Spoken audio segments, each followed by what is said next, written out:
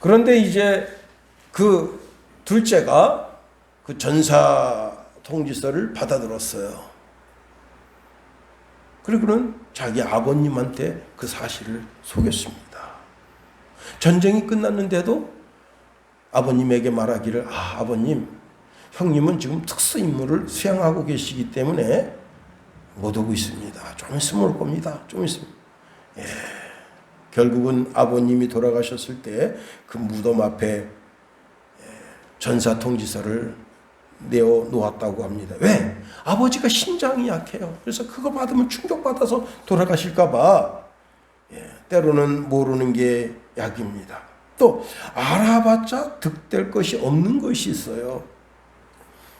연예인들의 연애사는 당장 듣고 입으로 떠들기는 재미나지만 뒤돌아놓고 보면 그놈 없고 내가 뭐 하려고 시간을 할애하면서 그 연예인들의 생활사, 연애사를 그렇게 들여다 팠었는가 하는 후회심이 막심한 겁니다. 그러나 반드시 알아야 되는 것이 있어요. 반드시 알아야 되는 것. 그것은 뭐냐?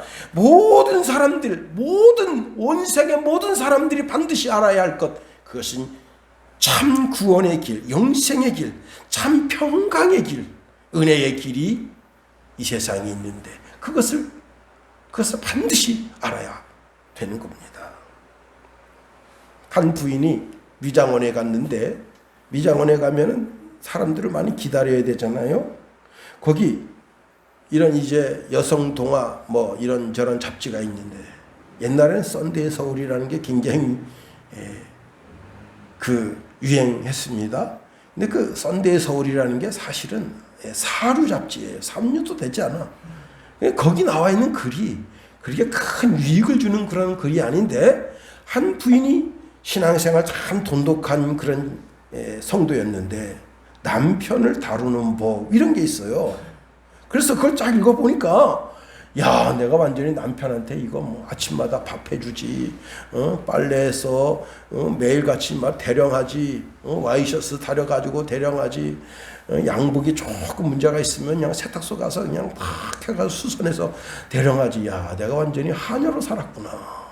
그래서 남편을 다루는 법을 이제 자기가 이렇게 적어가지고 와서 매일 그것을 되뇌이면서 성경은 안 보고 그때부터 남편한테 틱틱거리다가 결국은 두 사람 사이가 이가 갈라지고 이혼하게 됐습니다.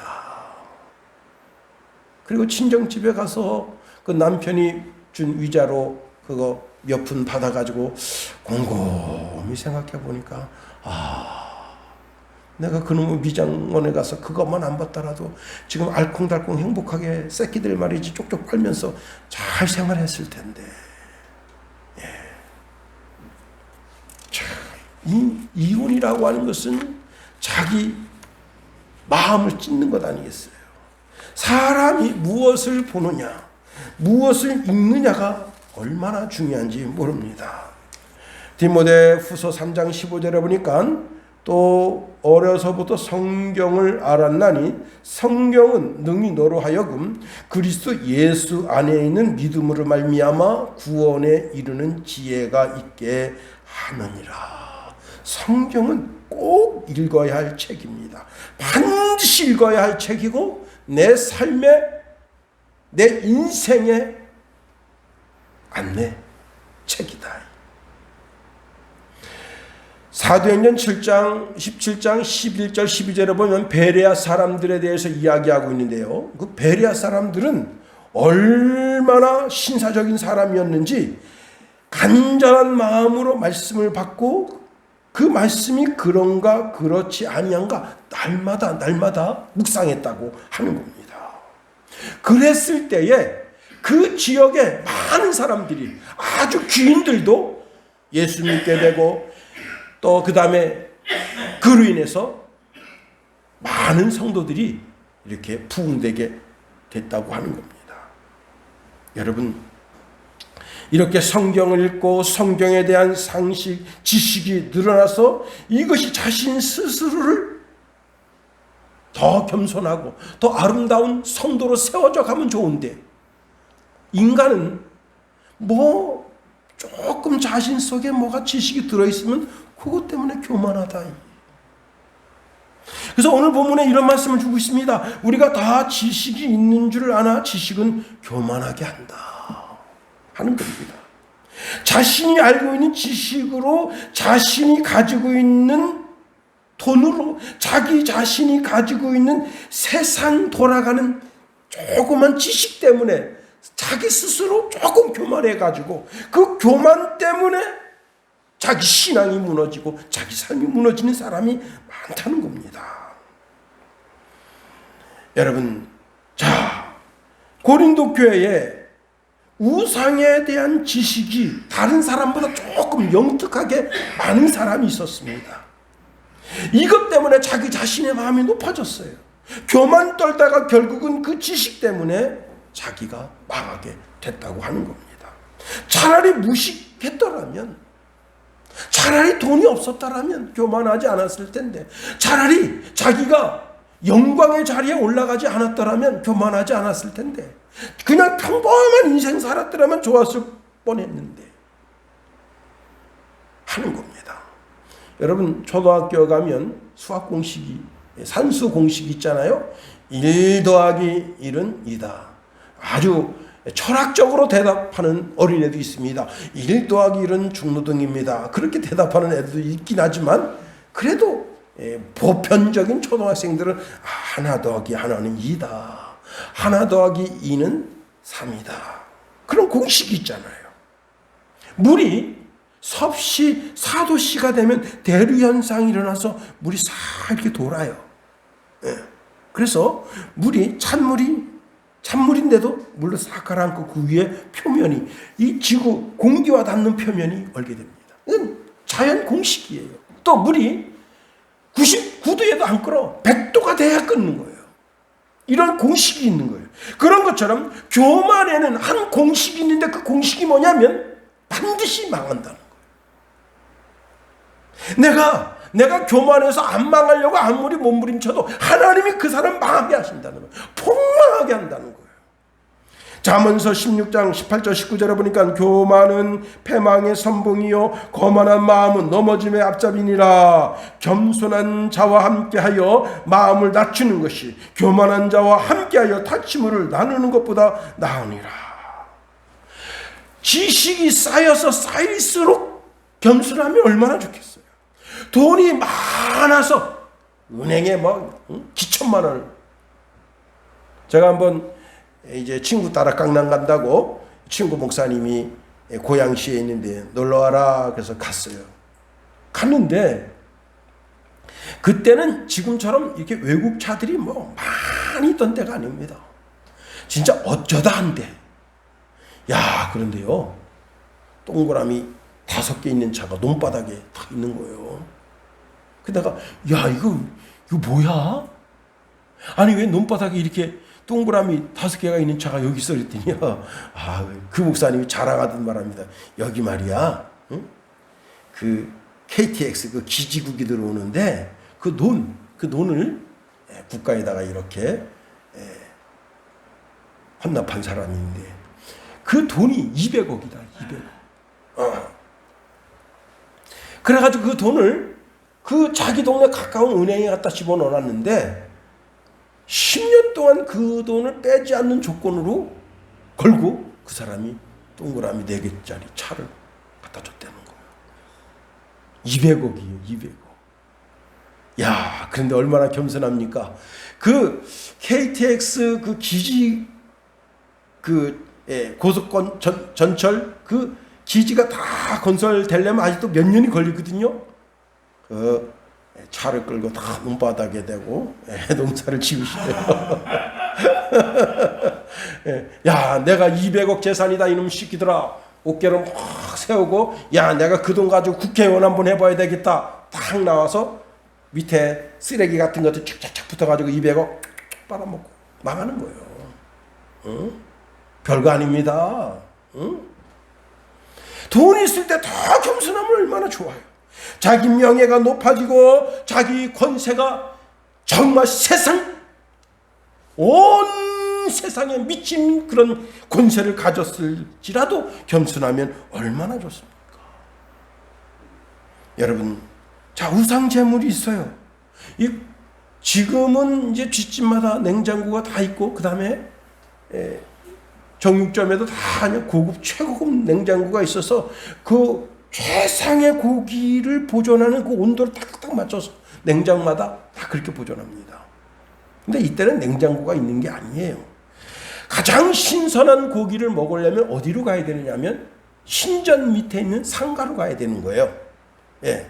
물론 그 신전에 들어졌던 그 고기가 너무 많으니까 그 고기를 헐값으로 상가에 넘길 수도 있지만, 보편적으로 이제 그 정육점에서 전부 소를 잡고 돼지를 잡고 양을 잡고 염소를 잡고 그렇게 잡아서 다 거기서 팔려고 상가마다 다 정육점 상가마다 고기를 다 비치는 거예요.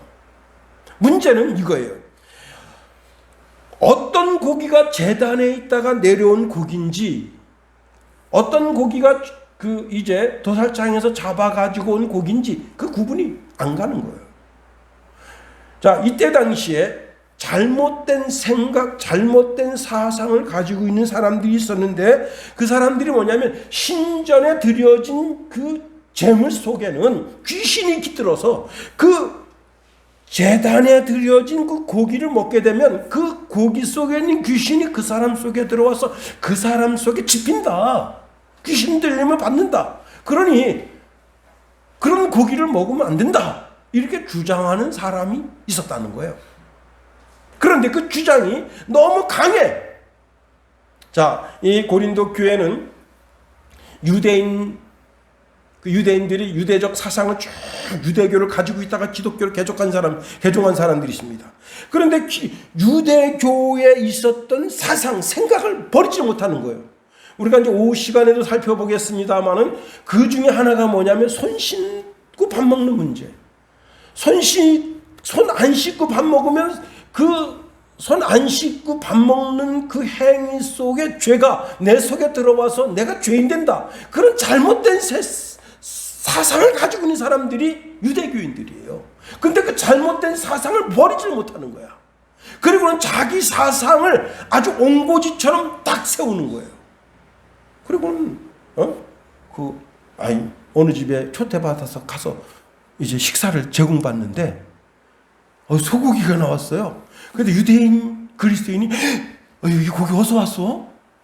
내가 신전 그 밑에 있는 상가 그 정육점에서 이 고기 사왔습니다. 나는 이거 안 먹어. 왜요?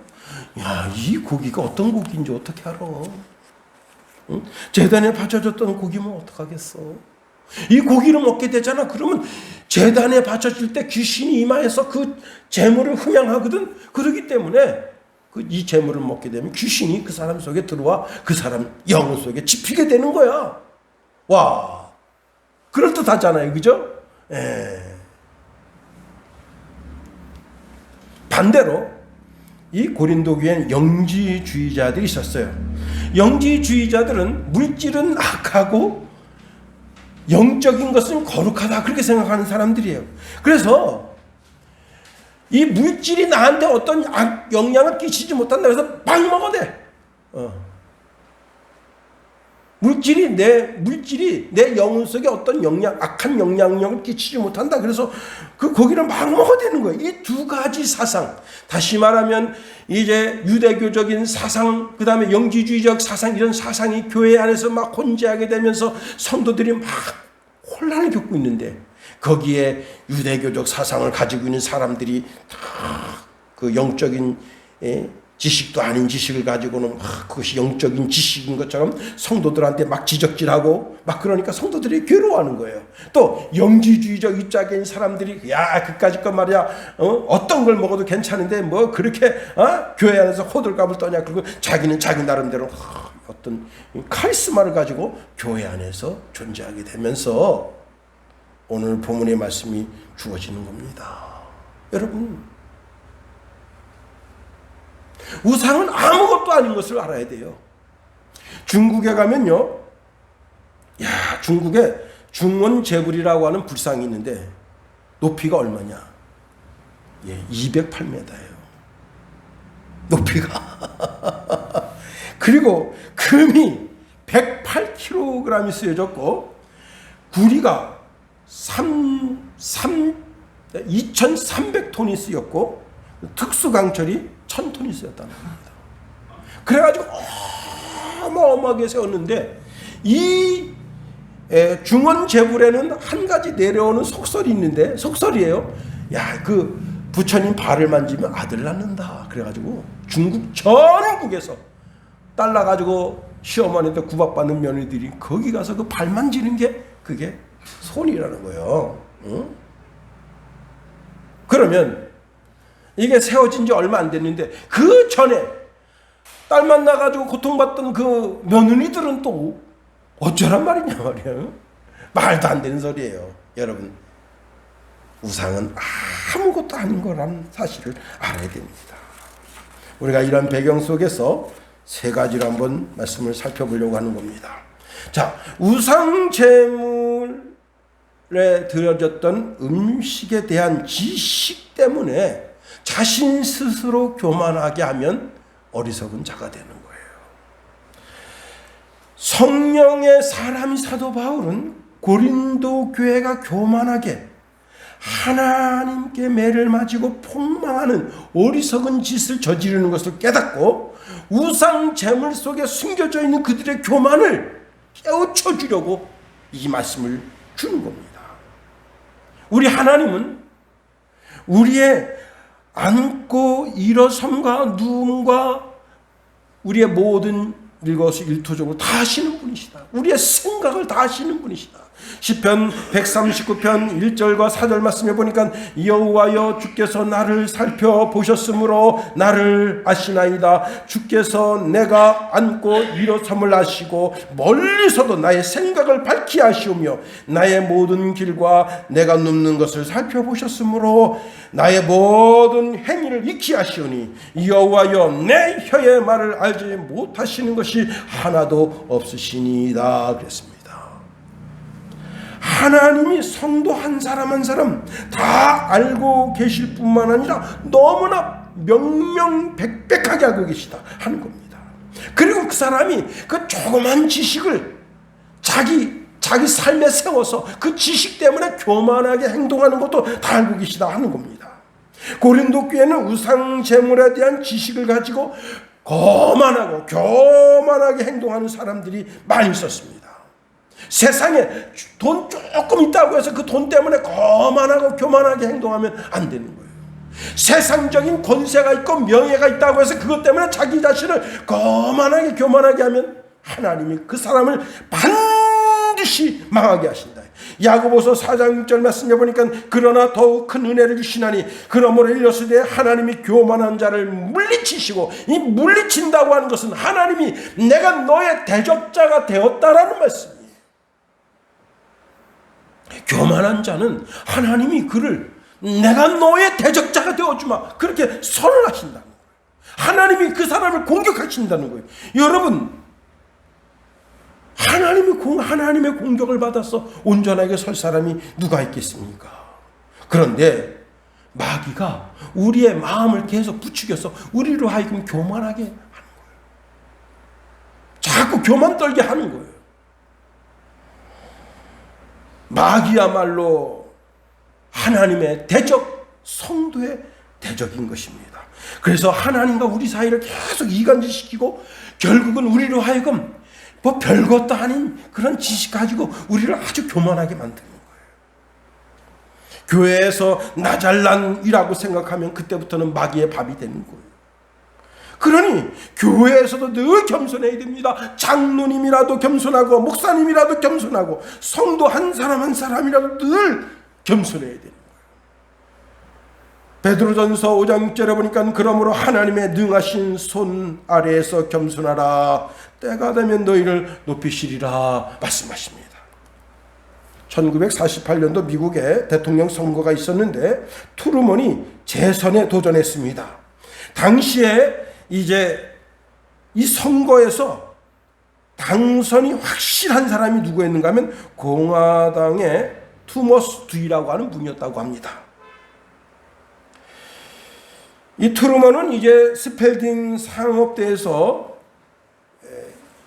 공부를 조금 하다가 자기 아버지의 가업을 잇겠다고 이제 중퇴해 버렸는데, 반면에 듀이는 명문대학인 미시건 대학에 그리고 콜롬비아 대학 법률 대학원을 나와가지고 검사와 변호사를 아주 모든 사람들의 존경과 사랑을 받는 인물이어서 당시 정치부 기자 50명에게 물어본 결과 저는 전부 다 듀이가 이번 선거에서 승리할 것이다 점쳐가지고, 여러분 이런 이야기를 들으면 신문 기자가 좀 내가 좀 한번 이번에 멋진 기사를 써야지 그래가지고 시카고 트루븐이라고 하는 그 잡지에서는 듀이가 트루먼을 누르다 그런 기사를 내보냈다고 합니다. 그런데 개표하면서 이번에 여러분 그 인천 계양을 그 다음에 경기도지사, 여러분 경기도지사 우리가 국민의힘 쪽에서 이기는 줄 알고 다 그냥 편안하게 잠잤잖아요. 눈 깨보니까 어떻게 됐습니까? 뒤집어졌잖아요. 그런 것처럼 선거 막판에 뒤집어졌습니다. 자, 그런데 이 트루먼하고 같이 4년 동안 정책을 같이 펴 나갔던 국무장관이 애치슨인데, 애치슨이 트루먼에 대해서 이런 말을 했습니다. 그가 자기 4년 동안 트루먼을 대통령으로 모시고 있는 그 순간 모든 정치인에게 있어서 최대 걸림돌이 교만인데 그 사람에게, 트루먼에게서는 교만을 찾아볼 수 없었다. 그와 그의 일 사이에는 한 번도 그의 자존심이 끼어든 적이 없었다. 여러분, 자기가 조금 명예가 있고 권세가 있어 보세요. 그거를 세워가지고 모든 사람들에게 자기의 명예를, 권세를 세우려고, 자기가 두 발로 딛고 일어서려고 그런 사람들이 얼마나 많습니까? 페이스북을 보는데 참 슬픈 이야기예요. 염소 2마리인데 암수를 같이 넣어놨는데 이 순놈이 아주 짓궂어요. 그냥 자기 먹이 주는 주인도 디비받고 강아지도 디비받고 오리도 디비받고, 안 놀아주니까 자기 마누라 암염소를 갖다가 불로 받으니까 이 암염소가 화가 났어요. 그래서 둘이 꽝 부딪혔는데 이 순염소가 너무 세게 부딪혀서 암염소 두개골이 깨졌습니다. 그래가지고 그날 저녁에 그 농장에 암염소 고기가 올라왔어요. 그때부터 이 수염소가 심심합니다. 뭐 놀아줄 사람이 없어요. 다 사람도 피하고 개도 피하고 심지어는 오리도 피하고 다 피합니다. 하도 받아대니까. 그리고 한 15일 있다가 수염소가 식탁에 올라왔어요. 야, 아니 두개골이 깨진다는 게 그게 말이 되냐. 그 얼마나 세게 부딪혔으면, 응? 여러분, 그가 교만하지 않았더라면, 순염소는 원래 두개골이 세죠. 그것 때문에 못하러 그 센 걸 가지고 뭐 여기저기 자랑질합니까? 결국은 둘 다 그냥 그렇게 그냥 인간의 밥이 된 거예요. 우리 예수님이 이 땅에 오실 때 겸손의 왕으로 오셨습니다. 마태복음 21장 5절에 보니까 시온의 딸에게 이르기를 내 왕이 내게 임하시나니 그는 겸손하여 낙이 곧 멍에 매는 짐승의 새끼를 탔도다 하라 하였느니라. 예수님은 나귀를 탔대요. 나귀. 그 나귀 새끼를 탄 거예요. 응? 나귀가요 상당히 똑똑하대요. 말보다 똑똑하대요. 지능지수가 그렇게 높대요. 그런데 그 당당한 어미나귀, 힘있고 능력 있는 그런 어미나귀를 타지 않고 새끼나귀를 타시고 예루살렘에 입성하셨어요. 겸손의 왕으로. 그래서 사도 바울은 빌립보서 2절에 보면 예수님의 겸손의 마음을 가지라. 너희 안에 이 마음을 품으라. 곧 그리스도 예수의 겸손의 마음을 가지라 말씀하고 있는 겁니다. 우리는 다 그리스도인, 그리스도 예수를 따라가는 사람들이에요. 그의 마음, 그의 겸손의 마음을 우리 마음에 채워야 하는 겁니다. 두 번째로 교회를 세우는 것은 지식이 아니라 사랑으로 섬길 때만 세워진다는 사실입니다. 우리 1절 말씀 한번 읽어봅니다. 1절 시작. 우상의 제물에 대하여는 우리가 다 지식이 있는 줄로 아나. 지식은 교만하게 하며 사랑은 덕을 세우나니. 공동체를 세우는 것은 사랑뿐이라는 겁니다. 지식으로 자식을 세울 수 있을 것 같지만 여러분, 지식으로 자식을 세울 수가 없어요. 지식으로 남편을 세울 수 있을 것 같지만 우리 남편 좀 바보 멍충이라고, 그것도 모른다고 그러면요 될 것도 되지 않는 거예요. 물론 지식도 필요합니다. 그러나 진정 자식을 세우는 것은 사랑이고, 남편을 세우는 것도 사랑이고, 아내를 세우는 것도 사랑이다. 지식으로 세울 수 없는 거예요. 사람이 똑똑합니다. 그런데 교만까지 하면 얼마나 밥맛이냐. 응? 사람이 똑똑합니다. 그런데 사랑이 철철철 넘쳐요. 얼마나 좋아. 응?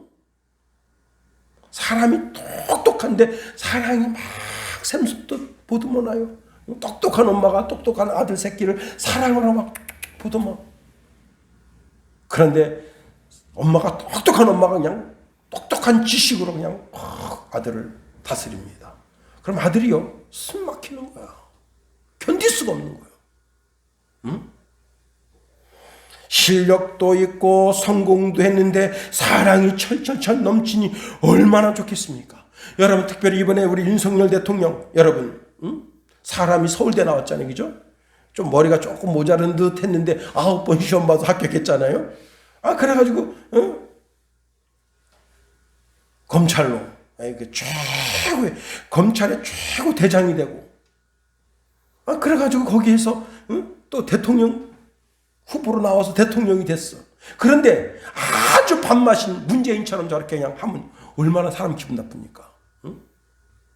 어제 어떤 분이 이제 더 이상 그 문재인 사저 앞에서 떠들지 못하게 하니까 그 철조망에다 전부 수갑을 갖다 걸어놨어. 야, 그거 딱 보면 얼마나 밥맛이 쭉 하기야 뭐 좀 김정숙이는 좀 살 좀 빼야 되겠더라고. 자,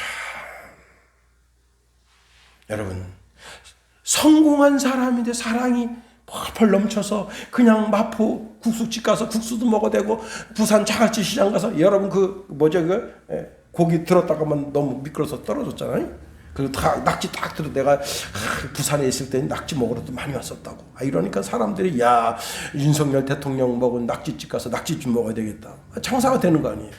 거기 그 집 가보니까 사람이 너무 많아. 낙지집이 여기뿐이냐? 그리고 다른 집도 되는 거 아니에요. 여기 덕을 세운다라고 하는 단어는 오이코도메오라고 하는 단어인데, 기본적으로 짓는다, 세우다, 다시 세우다 그런 뜻인데, 오늘 본문에는 공동체를 세운다는 단어로 쓰이고 있는 거예요. 공동체가 어디예요? 바로 고린도 교회죠. 고린도 교회를 세우는 것은 지식으로 세우는 것이 아니라 사랑으로만 세울 수 있다는 거예요. 교회는 사랑의 공동체예요. 사랑으로만 교회는 세울 수 있어요.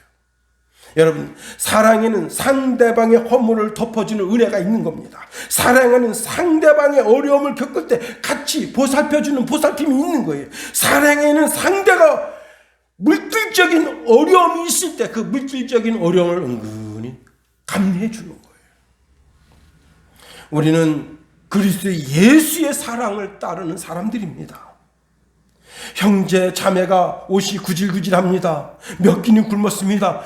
립서비스로 편안하게 하세요, 덥게 하세요, 배부르게 하세요. 다 쓸데없는 거예요. 자기 주머니를 털어야 돼. 립서비스는 더 이상 필요치가 않아요. 자기 주머니를 털어서 있는 돈을 갖다 주고 쌀도 사 먹고 오늘은 쇠고기 반찬도 좀 사 먹고 그러라고. 자기 물질을 소용되는 대로 줘야 되는 거예요. 그게 사랑이에요. 마지막 심판대 앞에 섰을 때 우리는 다른 사람, 나약한 믿음의 형제를 얼마나 세웠는지 그것을 하나님이 보기를 원하신다는 사실입니다. 일본의 아주 유명한 여로 작가인 미우라 아이코 여사가 있습니다. 예, 이 여사가 쓴 소설이 빙점인가 뭔가 있죠. 이 여사 집이 남편이 수입이 현찮아가지고 너무너무 어려워요. 그래서 이 어려운 걸 어떻게 타개할까 고민하다가 조그만 구멍가게를 열었어요.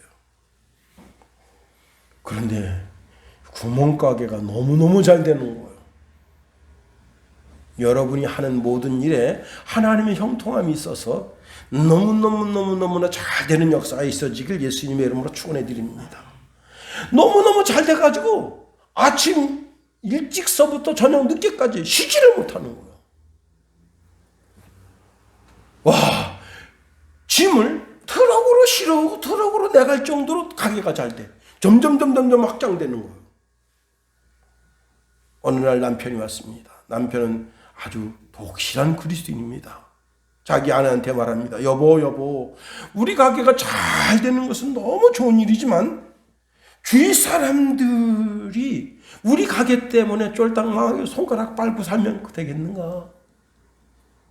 그때 그의 아내가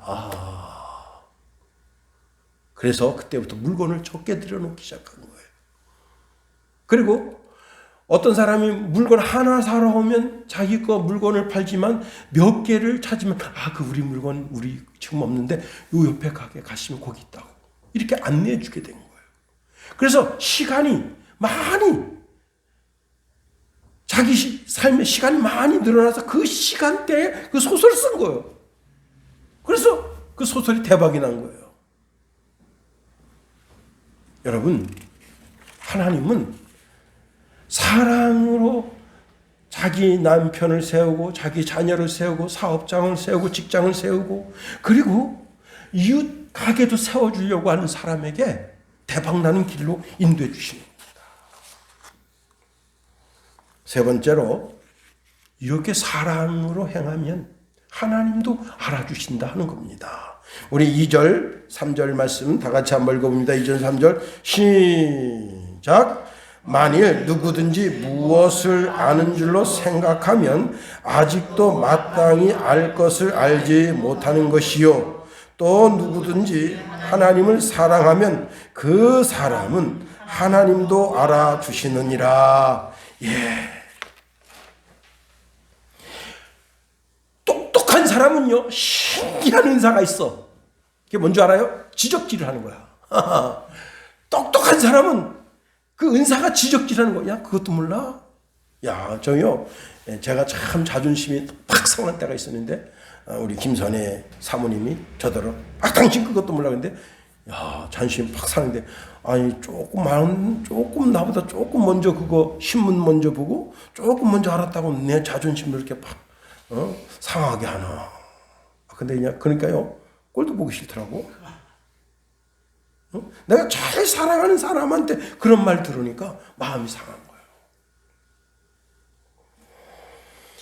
여러분, 그래서 뭔가를 지적하기보다도 사랑으로 보듬어야지. 사랑이 동반되지 않는 지적질은요 그 사람을 죽이는 거예요. 그렇습니다. 그런데 우리가 사랑의 마음으로 그 사람에게 지적질을 하기도 하고 사랑의 마음으로 그 사람을 인도하기도 하고 사랑의 마음으로 그 사람을 보듬기도 하고 하면 하나님도 알아준다는 거예요. 그러면 이 사랑이 무슨 사랑이냐 말이에요. 요한복음 13장 35절에 보니까 너희가 서로 사랑하면 이로써 모든 사람이 너희가 내 제자인 줄 알리라. 요한일서 4장 12절에 보니까 어느 때는 하나님을 본 사람이 없으되 만일 우리가 서로 사랑하면 하나님이 우리 안에 거하시고 그의 사랑이 우리 안에 온전히 이루어지느니라 말씀합니다. 우리가 서로 사랑하면 거기에 하나님이 함께 하시고 그 사랑을 하나님이 내가 분명 연약한 지체한테 사랑을 베풀었지만 그 사랑을 하나님도 느끼시고 얘가 정말 나를 사랑하는구나 그렇게 알아주신다는 겁니다. 그래요. 부부가 그리스도 안에서 서로 사랑하면 그 사랑도 하나님이 알아주시는 거예요. 오래전에 모 일간지 앙케이트에서 이런 조사를 했대요. 다시 태어나면 지금 살고 있는 사람과 같이 다시 결혼하겠습니까? 그래서 90%가 아니요 이렇게 대답했대요. 제가 어느 날 우리 김선혜 사모한테 물어봤어요. 당신 말에 다시 태어나면 나하고 결혼할 거 같아요. 내가 고립했어? 그때 크게 실망했어요. 나는 다시 태어나도 김선혜하고 결혼하려고 그랬는데 내가 박선혜하고 결혼해야 되겠구나. 그런 마음 먹었습니다. 응? 어떤 사람은 질문지에 골비었나? 그럼 답도 썼대요. 여러분, 부부는 아름다워야 돼요. 하나님이 짝지어 주신 거야. 하나님이 짝지어 주신 거기 때문에 사람이 나눌 수 없다 했어요. 가장 아름다운 공동체가 부부 공동체가 되어야 되는 거예요. 그렇습니다. 잠언서 16장 7절에 보니까 사람의 행위가 여호와를 기쁘시게 하면 그의 사람의 원수라도 그와 더불어 화목하게 하시느니라 말씀합니다. 하나님이 원수지간이었던 사람이라도 화목하게 만들어 주신다. 이것이 최고의 사랑이라. 여러분, 멀리 우크라이나 사람, 난민들 사랑한다고 거들먹거릴 필요가 없는 거예요. 내 집에 있는 사람, 내 자녀, 내 자손, 내 형제들을 그리스도의 사랑으로 먼저 사랑해 줘야 되는 거예요. 우크라이나 난민 여러분 다 자업자들인 거예요. 그렇습니다.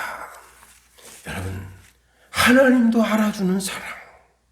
요한일서 4장 20절 21절에 보니까 누구든지 하나님을 사랑하노라 하고 그 형제를 미워하면 이는 거짓말하는 자니 보는 바 그 형제를 사랑하지 아니하는 자는 보지 못하는 바 하나님을 사랑할 수 없느니라. 우리가 이 계명을 주께 받았으니 하나님을 사랑하는 자는 또한 그 형제를 사랑할지니라.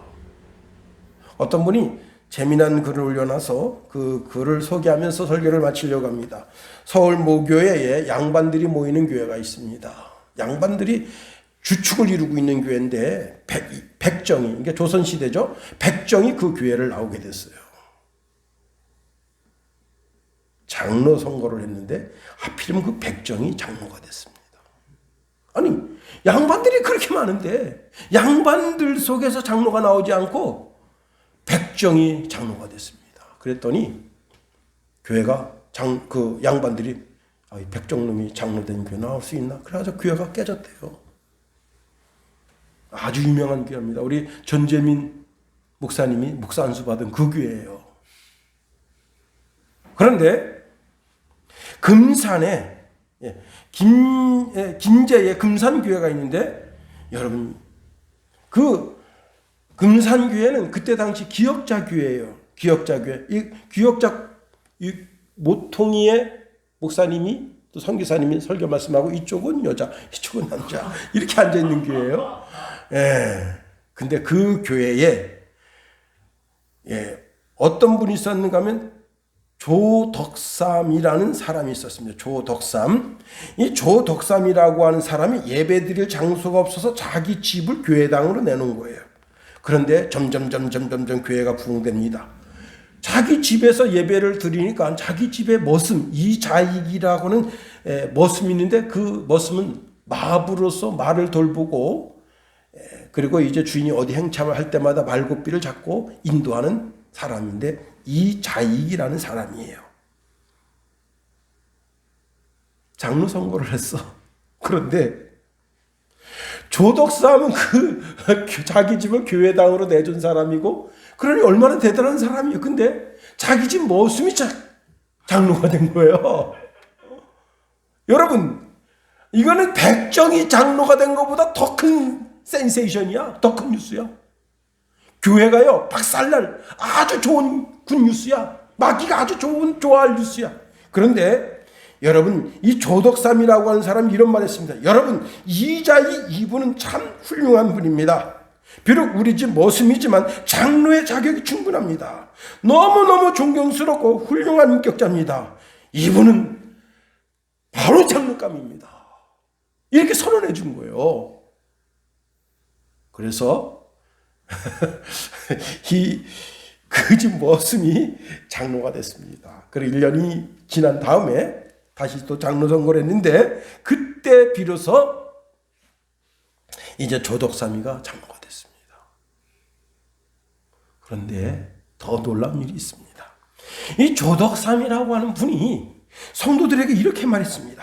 자, 우리 교회에 목사님이 계셔야 하는데 지금 목사님 없지 않습니까? 그런 이자희 이 장로님을 신학교 보내서, 그때 당시에 평양에 신학교가 있었어요. 평양에 있는 신학교 보내서 신학 공부를 해서 목사님이 되게 해서 우리 교회 모십시다. 이 교회가 될 교회예요? 안 될 교회예요? 될 교회지. 그래가지고 그 장로님을 신학교 보내서 신학 공부하게 하고 그 일체 생활비, 학비를 다 보내주고, 그리고 신학 공부를 마친 다음에 자기 교회에 모셔서 섬긴 거예요. 목사님으로. 그 조덕삼 장로님 후손 중에 그 유명한 국회의원 조세영 국회의원이 나왔다고 합니다. 여러분, 사랑으로 세워주니까 후대가 멋지게 세워주는 거 아니에요. 이제 여러분, 하나님이 알아주는 사랑합시다. 하나님이 알아주는 사랑은 나와 같이 카톡 나누고 문자를 나누고 나와 전화를 나누는 가장 가까이 있는 사람한테 먼저 사랑을 베풀어줘야 됩니다. 그 사람을 세워줘야 되는 거예요. 그 사람의 허물을 덮어줘야 되는 거예요. 가장 가까이 있는 사람이 가장 허물을 잘 볼 수 있어요. 그런데 그 허물을 덮어주는 사람은 그 사람을 세워주는 사람이에요.